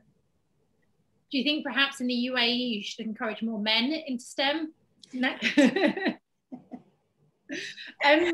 I think for me in England it was slightly different. So I studied physics with astrophysics as my degree and master's, and I was there was 70, 80 of us on the course and 6 women. So it was a very minority. And even when I was in school, and I appreciate qualifications are different in England, but you specialise at 16. So I specialised in science and maths was pretty much even split, but physics again was just a boys' subject. It wasn't really something that females did. There were very few, you know, you were encouraged more to do, you weren't encouraged, but it was expected that you would do maybe sewing or cooking courses instead of doing the more traditional masculine subjects.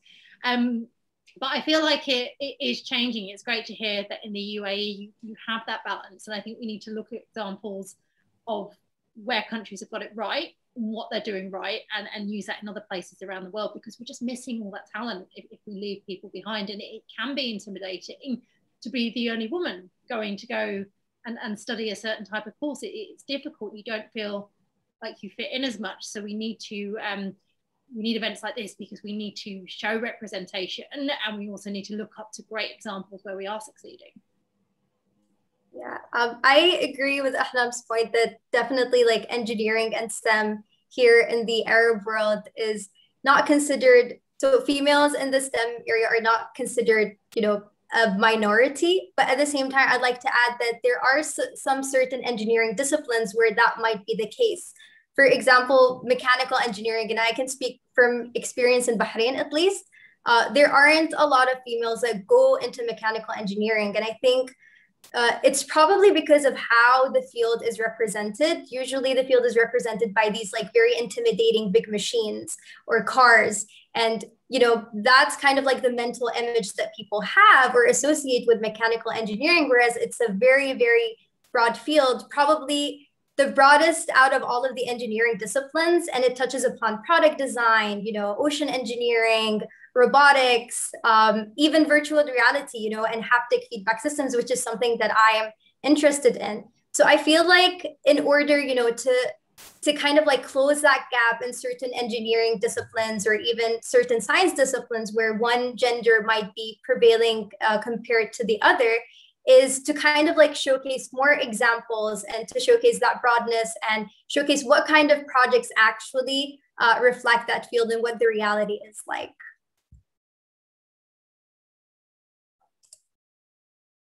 Whoops, I forgot I was muted. I all the points I agree with, especially about the point of growing up in the Middle East, that part of the world where at least the natural sciences are dominated by women.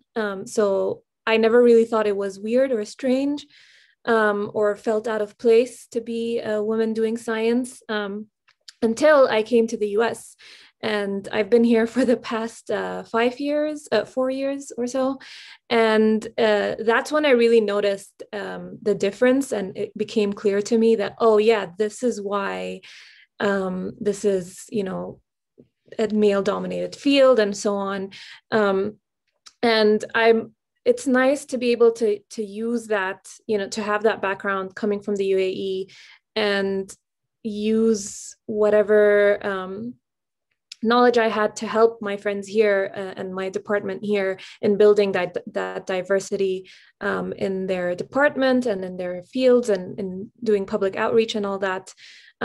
So it's definitely on an upward trend here in the States, but because of like the history of it, and because it will take a while to get rid of, you know, what was already established of being a male-dominated field, it will take a while for it to build up to become something like where the Middle East is at.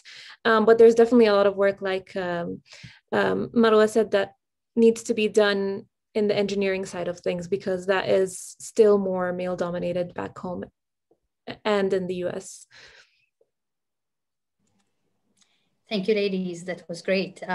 So what kind of support system enabled you to succeed in your pursuit? Like, for example, your family, professors, maybe role models or mentors? For me, it was just, alhamdulillah, everyone along the way. So it started with my family. My father is retired now, but was a former professor in physical chemistry. And so having that, you know, someone who's already gone through the process really helped, and he was really encouraging. And then my brothers and my mother as well are very like supportive of me going after something that they knew and saw really excited me.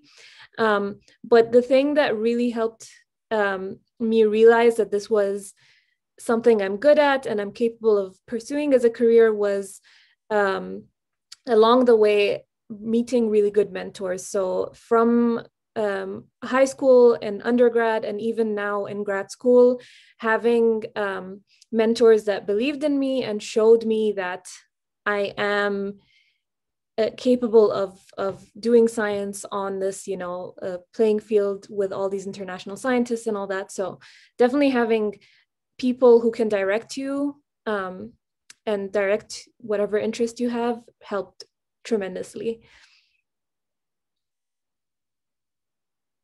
I think I would echo that. I think there's a lot of people. I couldn't single out any one person, but for me, it's people who've given you opportunities or people who've given you advice. One thing is, when I was younger, just seeing women astronauts, for example, or women working in science, that was hugely inspirational. Not people I'd met, but people I'd read about or looked up on the internet, and just to see people in those roles. And then obviously the support of family and friends, but there's so many people along the way, and I think it's important now to also give back and to give, you know, keep those doors open for the other people who might come after you, because if we're going to succeed in making this equal opportunities, we've got to remember all the kindness that others have shown us and to pay that favour forward. So there's too many people to name, so many people who, you know, everything from the secretaries at university who were supportive, to professors, to people who might have given me an opportunity for work when others wouldn't. So just to keep those doors open and to continue what they're doing. Yeah, I think I completely agree. And I really do want to add to the fact that we also do have a duty to give back and support back whenever in whichever manner we can. And so that's really driven me to also be very interested in science outreach and science communication, even while I'm still doing my PhD. So the support that really affected me growing up was definitely, as to reiterate, from my mentors and just having representation, just to add to Sarah's point. So being able to see, you know, women, and in my case, I felt like there was a lack of Arab women, for example, in my field, astrophysics. And I really just wanted to see more of that. And it wasn't for a lack of Arab women in this field, it was more for a lack of representation. So this also, you know, drove me to work on outreach initiatives like Arab Women in STEM, which really tries to highlight Arab females' contributions to the STEM field and things like that. So I think we really do stand in a place of privilege and have a duty to now support those who might need that. So I think mentorship and encouragement, not just from family and friends, but on an institutional level, is really important.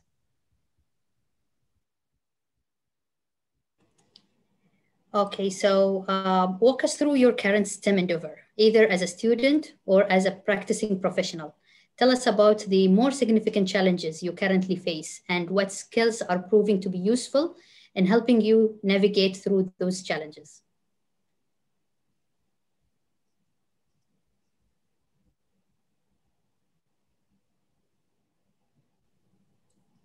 Anyone wants to start? Sure, I can start since no one else is jumping in.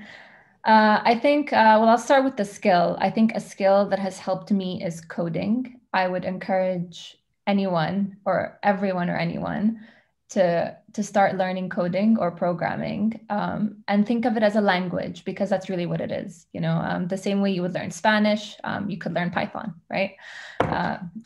Through lots of time and practice. And coding has a lot of applications in no matter what field you end up in, whether it's art, whether it's science, whether it's space.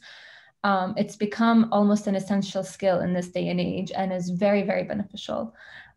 So I would encourage everyone to look into that. I started kind of late. I only started at the end of my senior year for my capstone thesis, and and I've had to develop it over time during my PhD. So I think that's a very important skill that's helped me come along in terms of research, and in science and in STEM.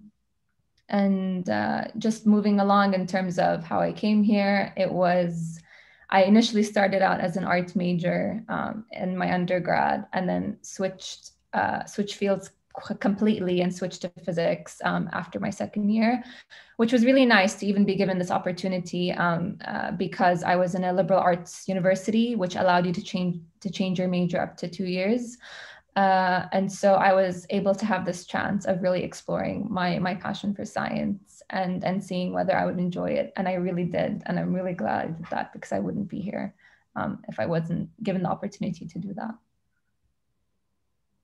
I think coding is a great example, and it is something certainly for the next generation as well that's vital.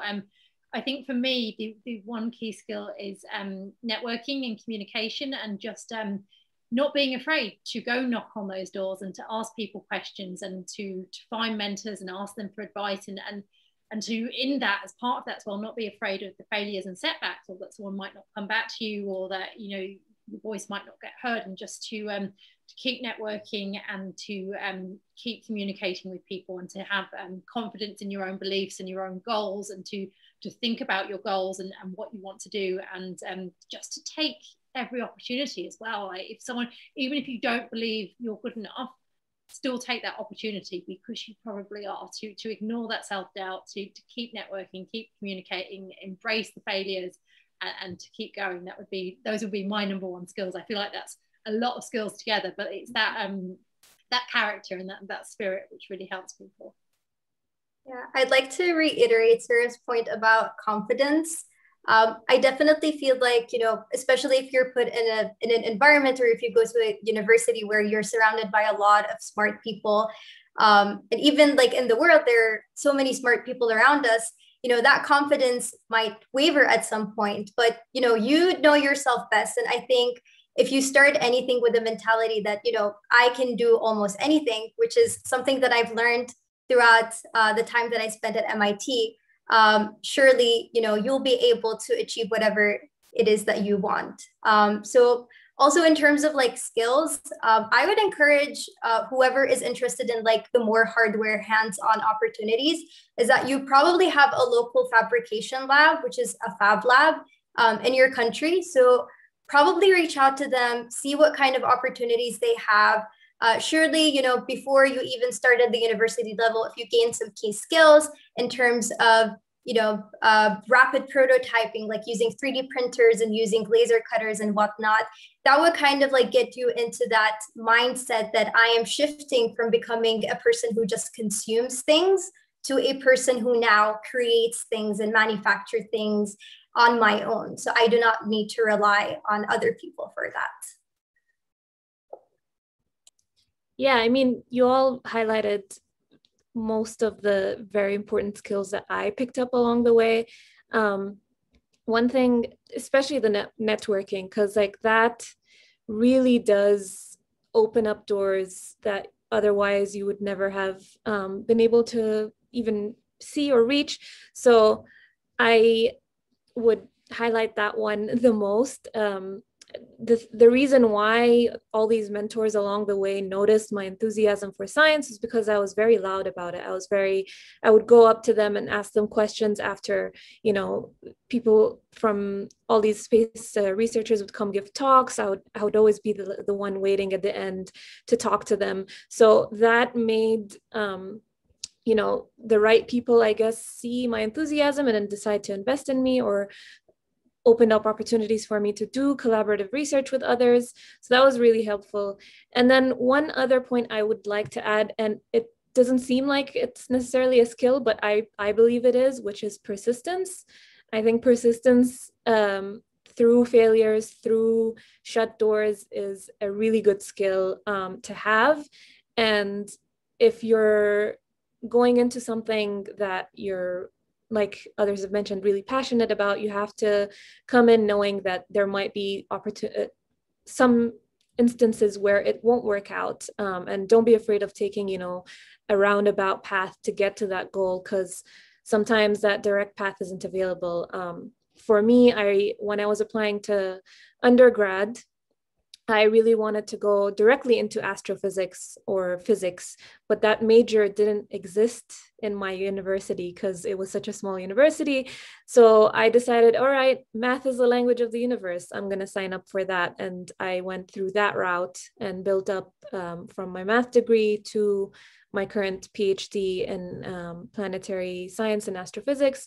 So, and, you know, like Ahlam mentioned, she started doing art and then switched to science. So there's no direct path, and that's the beauty of it, that you can just go into science from whatever direction you choose to go to. Well said, thank you. So what are some of the things you see as critically important in inviting more girls into STEM courses and careers? How can we close the gender gap in STEM fields? I think we would oh, sorry, go ahead if you'd like. No, you go ahead, I'll go next. Yeah, that's the thing with virtual meetings. You can't see physical body cues. Yeah, so I think to start with, I think the first thing is they need to be targeted at a very early age. So I think what made a huge difference for me personally is at a very young age. You know, I know Sarah talked about, you know, how in her higher level physics or math classes, it's very intimidating being the only girl or one of very few girls and have it dominated by men or boys. So I think trying to first address the gender gap within at a school level in terms of what classes are available to girls and to boys, and that they're equally encouraged without bias for all of them. And that you know, behavior that can be sexist, that might be perpetuated by boys in the class, is not tolerated, is very important. So I think that really helps when a girl feels like, I do belong here, when she enters her physics class and she doesn't feel like she's an outlier or she has to prove herself more. So that's very important to target them from a young age. And I think this is where we really benefit from mentorship programs. So let's say your school doesn't have that kind of advancement in diversity. I think mentorship programs for young girls is very important, and something outreach and science communication initiatives should really target for young school kids. One example is, for example, the Letters to a Pre-Scientist program. It's a US initiative where they pair young students with real-life scientists, and they help them communicate with them directly. And they usually try to match them up, and, you know, not just by gender, but also, you know, by their interests and their hobbies, and, you know, to try to humanize scientists and show them that, you know, not all scientists are, you know, old white men per se, but that there's a huge diversity of people working in science. So initiatives like this are really important when we're talking about this. I want to echo that as well. It's pretty much the same point, or very similar point I would like to make. I think closing the gender gap has to start from school up, because we, you know, unfortunately at some levels it's going to be difficult to change, but if we can work with school children, and I love that comment about, you know, addressing sexism in the classroom and making things not a girl subject or a boy subject, but this is just a subject, you know, And this, you know, math is, I love that quote, math is the language of the universe. Like, and it's, you know, just encouraging people and their inspirations and not making things about gender, and just working with children to follow their ambitions, their curiosity and their dreams. And that will naturally address the problem. And then I think at the more senior levels, where you have got this it's kind of like wrong dynamic, where it is 90% white men in a panel or a board or a company, for example, that is going to be a steep learning curve. And I think the real way to tackle it is from the ground up, looking at the more junior roles and looking at balance there and then working up. And it isn't, unfortunately, I don't think it's a problem which is going to be solved in the next year or so, but certainly within the next 10 years, we're going to see big change. And events like this are hugely important. People just need to know that they're welcome within a field, that their opinions matter, that they can't be, you know, they're not intimidated, and that they can do it, and that they can embrace failures as well. Because I think sometimes women are much harder on themselves when they fail compared to men, who are just like, oh, well, you know, I didn't really fail, it was someone else's fault. Not to stereotype all men, but I think that if there's that cultural shift with just women learning to embrace the failures and just understanding it's open for them, I think huge change will come.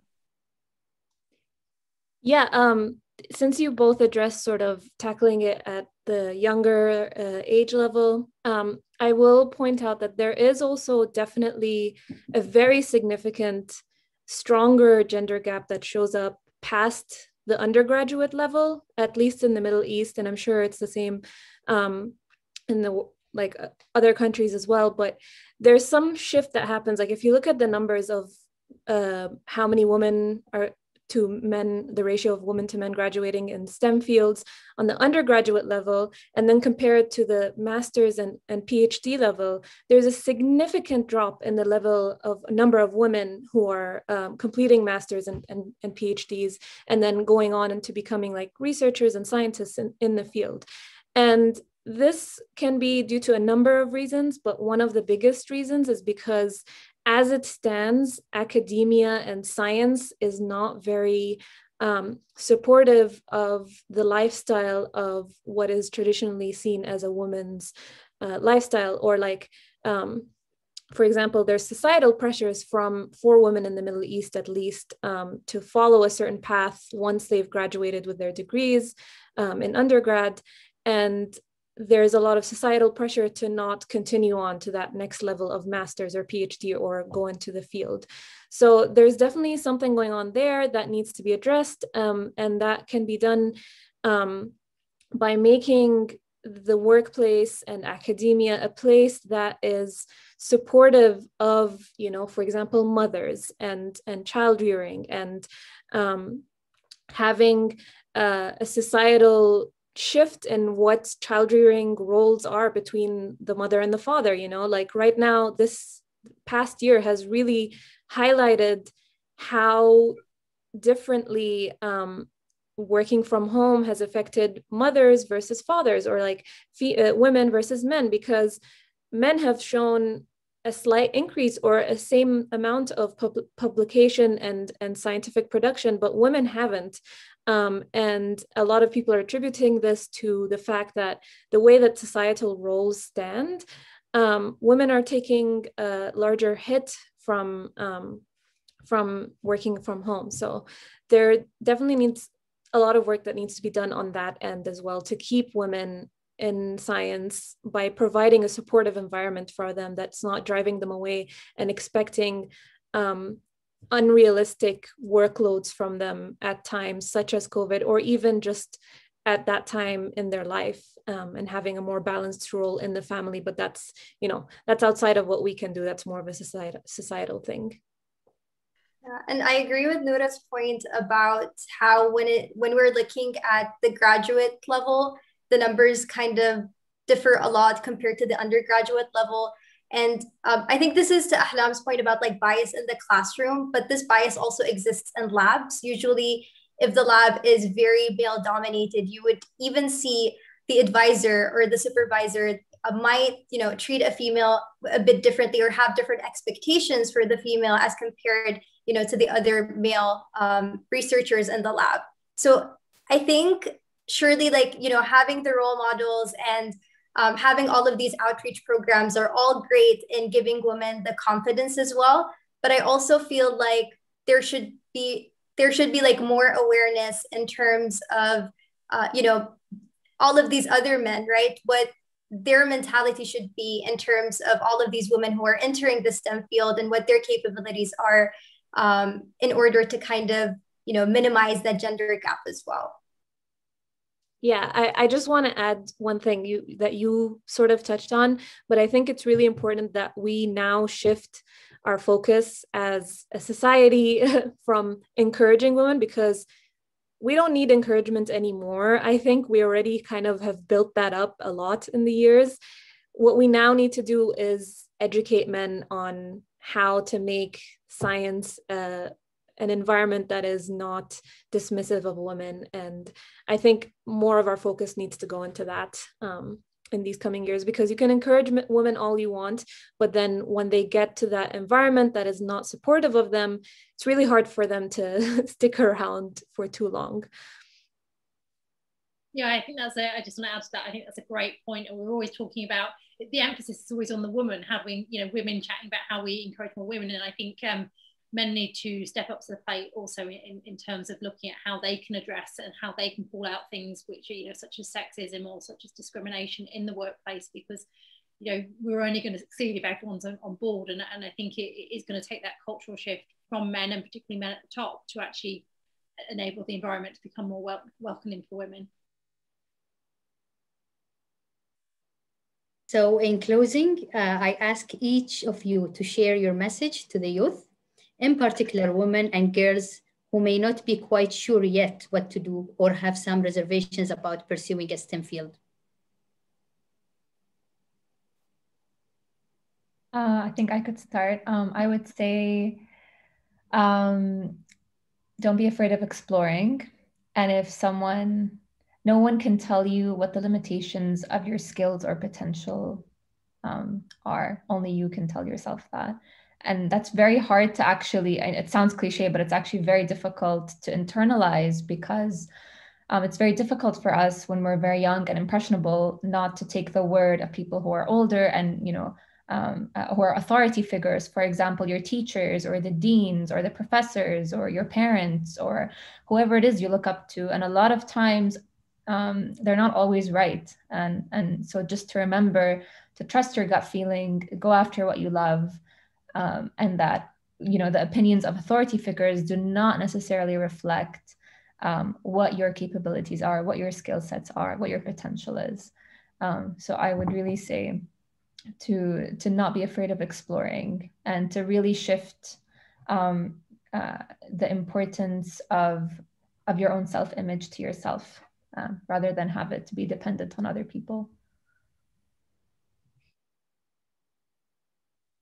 And I would add to that, I think that's a great message. And I would add, and perhaps I don't want it to sound controversial, but fail. Don't be afraid of failure, because I think so much in society says if you fail, you're a failure. And I think, and I see a question which had come in on the chat from Mia, and she mentions about having failed and, you know, learning something and how to deal with failure. And the truth is, we've all failed. And, you know, I failed, I'm sure all of you failed. And the pathway to success is through many failures, and you should embrace those failures. Don't write yourself off if you fail. Treat that as a learning point and a staircase for which you can get to what you want to achieve. And, you know, failure is an important thing. Learning, it's not about what we fail at, it's about how we learn from it and how we embrace that, and just to follow your dreams and to remember that you can make them come true. Like, you know, the universe is out there for you to explore. This is it. This is not a dress rehearsal, and you've got to use your time on this earth to follow your dreams and keep working hard, and embrace those failures and never give up. Yeah, absolutely. And never let the fact that you're a woman ever make you feel like you're not capable of pursuing certain fields, or not feel like you can be successful. Because you're a woman, you're able to do so many things. And this is just my biased opinion, but women are very good at multitasking and very good at learning so many things. So you are capable. Never let anyone else let you or tell you that you can't do it. Absolutely. And one thing that I want to sort of highlight is that we kind of end up in a field without really necessarily knowing that that's where we're going to end up at the very beginning. So it's okay if you don't have a goal set already, like if you don't have any clear idea. I mean, I had no idea what I wanted to do when I was in high school. I still had no idea what I wanted to do when I was in undergrad, but then I just kind of went with the flow of things and took opportunities as they came. And don't bottleneck yourself. Don't, say, okay, this is exactly what I want to do. And if I don't do this, then I won't be happy. You are, as a human, you're able to enjoy many different fields. And if one field doesn't work out for you, you can switch to another science field that is equally as interesting. And you never know, you might end up enjoying more. So keep that possibility open for yourself to have different directions and not bottleneck yourself and feel bad when it doesn't work out for that specific target that you're going for. And exactly on Noura's point, I would also recommend keeping an open mind. I started out thinking that I wanted to do physics. I really, really liked physics. I wanted to major in physics. And I ended up doing mechanical engineering, which is close, but it's kind of like a hybrid of different things. And that's because I took a mechanical engineering class and I ended up really liking it. So, just because you think you like something doesn't necessarily mean that it's something that you should, pursue. Just keep an open mind, explore different things, take different classes, and who knows, maybe one of those classes is, something that you end up majoring in and end up really liking.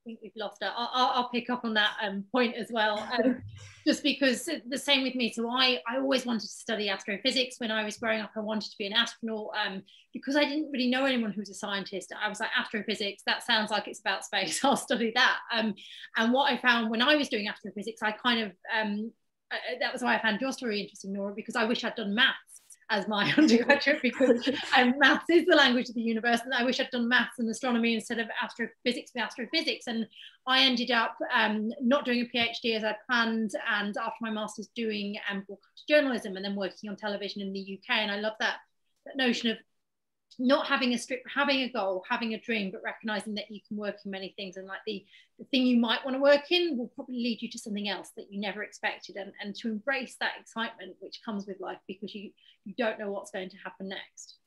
Mm-hmm. I think I completely agree, and would just like to maybe add to that it's really important not to feel like you're pinned down by one thing and not to be defined by it. So just as a reiteration, like Marwa said, like Noura, like Sarah, explore, and it's okay not to have a goal. I had no idea. If you'd asked me when I was, even as an undergrad, would I end up in an astrophysics PhD program, I would tell you you're dreaming. So you really don't know where you'll end up, and it's really just put yourself out there and apply. I mean, I did not think I would get into half the programs I applied to. That didn't stop me from applying. So what I would say is just really put yourself out there, whether it's a job or an internship or an opportunity, even if you don't think you have the qualifications. And side note, I didn't have necessarily the correct qualifications for my current degree, and yet I still got in. So you bring a lot of stuff to the table other than what they list on their website or what they list somewhere else. You really have to put yourself out there if you really like something and want to pursue it. So that really, I would just wanted to add that. Thank you, ladies. I hope you can hear me okay. Okay, so I'm jumping in. For some reason, it seems like we have lost Miss Emil. Hopefully she's going to be joining us very soon, but I figured I'd jump in. But I mean, everything that you've said, super inspiring. I just wanted to pick up on something that was put in the chat. It seems like it has come from a young girl. Her question was directed actually to Ahlam. So I'm just going to read this out loud. It says, what is your key to motivation? So she does coding with her dad, and when she fails, she gets very sad. So what is your key to motivation? Yeah, so I have a love-hate relationship with coding. It's, when you're working at it, it feels like you want to break your computer, you know, when you're stuck in a bug. But then when you actually get to fix it, it's like you're on this high and you feel so good that like you click a button and everything does exactly what it's supposed to do. So I think you've addressed a key word there, which is motivation. And so it's okay to fail, and it's very important to fail, because I've honestly, my coding skills, the ones that have stuck and have remained intuitive and have made things easier for me later on, are the ones that I spent like, you know, a problem, maybe I spent a week trying to figure out, lots of Googling, asking my friends, what do you think is going on? Those I've never really I never seem to have forgotten those. And those coding skills always stayed with me. Whereas the one I could really figure out on the spot, over time, I always had to go back and be like, okay, what did I actually do here? And, you know, so it's actually really good that you're going through this process. And I know you'll feel sad, and I feel very frustrated when my code isn't working, but I think the motivation is that you'll learn a lot from this process. So if you just think about what you're going to learn, and that it's okay. And like every person who codes goes through this. So good coders, bad coders, it literally doesn't matter. Everyone goes through this. And so it's okay. And it's really good that you're coding with your father. And I really encourage you to continue doing that and to learn from any setbacks that you face. Yeah, no, that's beautifully put. So next time you find yourself, you know, being challenged by code, do remember Ahlam's words, and, you know, just keep persevering. Challenges are meant, you know, to be there for you to be able to grow out of them. There's just some, you know, I'm mindful of the time, but we do want to address like the two questions that came in. One was specific to an individual here who wants to start scientific research. So how to start scientific research in a younger age. So what might she be able to do?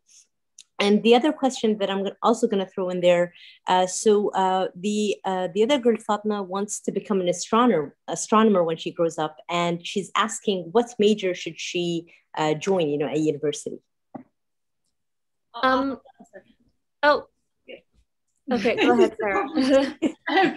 So I'll start with the scientific research one, and I would encourage you that you're never too young to be curious. So whether I'm not sure what age the young lady was who posed the question, but depending on your age, you could join an astronomy club, you could become a citizen astronomer. There's things you can do just by observing the night sky and recording that data. You could get a chemistry kit, say if you're younger, and experiment at home, or go out and observe nature and understand more about the natural world. So I would encourage at whatever age you are, if you're quite young, to get involved with astronomy clubs and societies and scientific clubs. I know when I was at school in England, I was a member of the Airbus club at school, which was looking at aviation engineering. We had different kinds of like math clubs and other things like that, which is really important. So I would say anything extracurricular that you can do outside of your education, even if you are quite young, which is involved in science, that's going to help you in good stead.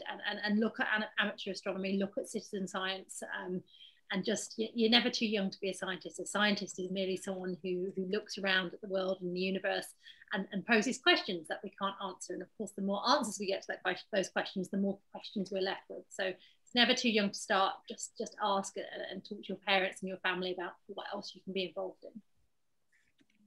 I think I just want to add to that. Oh, sorry. It's okay, Ahlam, go ahead. Thank you. So it seemed that she wrote that she was 17. So I just wanted to add a little bit on that, because I think you'll probably be moving on to your undergrad very soon, or have already started.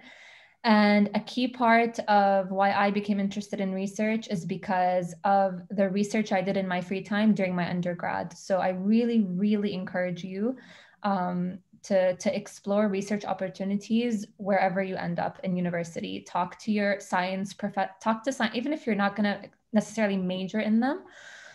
Talk to, you know, your physics, chemistry, engineering, talk to your professors and see what research opportunities they have. A lot of times they'll take on undergraduate students and allow them to participate in research with them, whether it's at lab or whether it's teaching you a coding skill or how to maybe analyze data from a satellite. There are lots of opportunities. So I really encourage you to do that as soon as you go right for your undergrad. Yeah, I was gonna say exactly that, like just check in with not only your teachers and professors, depending on which level you're at, in case someone else is interested, but also look up, there are plenty of like competitions that are directed at, you know, high school age or younger, or even on the undergrad level, from NASA, from NSSA, from, I'm not sure about NSSA specifically, but like all these different, you know, space centers do hold competitions for younger ages, and, you know, they post on them on their social media or other outlets. So check those out. And that's one way you could get involved in a project of that sort. And then for the question about what major you should enter into to become an astronomer, the best thing about astronomy and this field is that you can go into either math or physics or chemistry or engineering, and then switch later on in the later years. So there's plenty of options that you can go down. You can even go into biology and then end up into doing something like astrobiology if you partner it with some physics in your undergrad degree. So I would say pick whichever aspect interests you the most. For me, what I ended up doing is my first semester or 2 semesters, I didn't pick a major. That was an option that we had where I didn't pick a major, and I decided to explore first and then choose my major at the end of that year after I figured out which direction I wanted to go in. So yeah, either one of these many majors could work for I don't know what are offered in the University of Bahrain, but those are the options. Yeah, and I just like to go back to the question about scientific research. I think currently now with a lot of things happening online, you'll also find more opportunities, you know, boot camps and whatnot that actually focus on going through that whole scientific research process where, you know, you start out with a hypothesis and then you do your experiment, probably something computational maybe, and then you do actually write a paper or do a poster presentation where you share that with peers and whatnot. So I would also encourage you to look out for those opportunities. I know that I have mentored in one of those opportunities with some of my friends at MIT. So I'm 100% sure that they're out there and they're geared towards people like you know, 17 years old people who are still in high school and interested in science and scientific research. I just want to, on the note that I just said, I wasn't sure if NSSA does hold these competitions. They do. I just got a message verifying that. So there's so many different opportunities out there. So explore and like look things up. The internet is a wonderful tool for that. And I just wanted to be able to answer, I know Fatima sent me a question on the message board as well about, so she said, where are we now?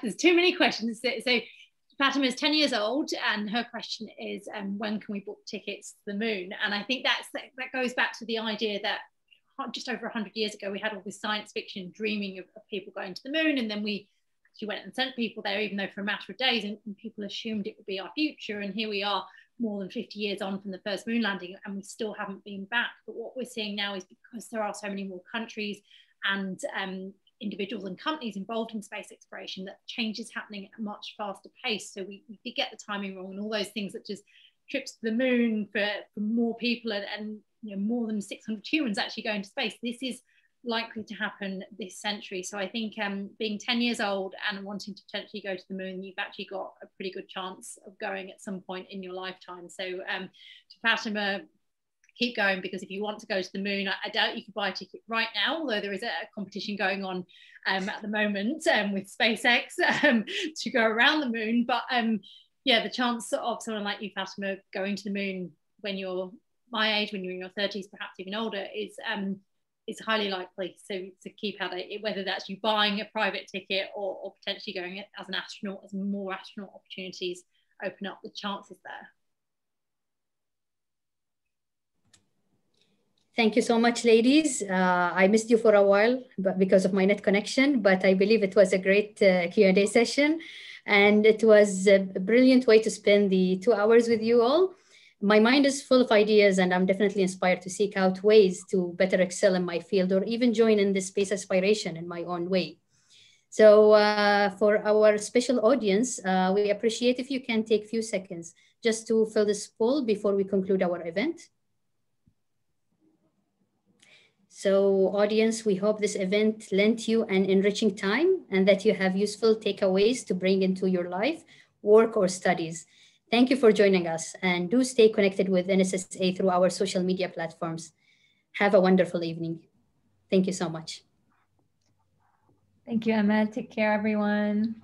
Thank you for having us, and thank you all for attending. Yeah, thank you everyone for the opportunity. And thank you for accepting our invitation. Thank you to you guys for organizing it. A lot of work goes on in organizing these events. Yeah, thank you very much. Thank you so much. Have a great night.